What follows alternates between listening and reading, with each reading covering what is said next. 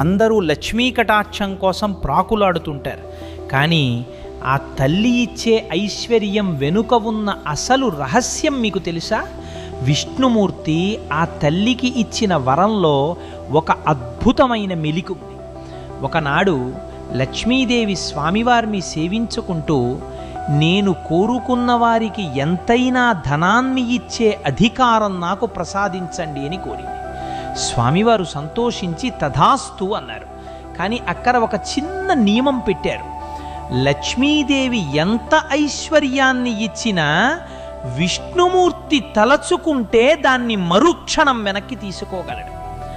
ఇది గమనించిన సరస్వతీదేవి తమకు లక్ష్మి కంటే గొప్ప వరం కావాలని కోరింది. అప్పుడు స్వామివారు, తల్లి, నీవు ఇచ్చే జ్ఞానాన్ని మాత్రం ఈ సృష్టిలో నేను కూడా వెనక్కి తీసుకోలేను అని వరం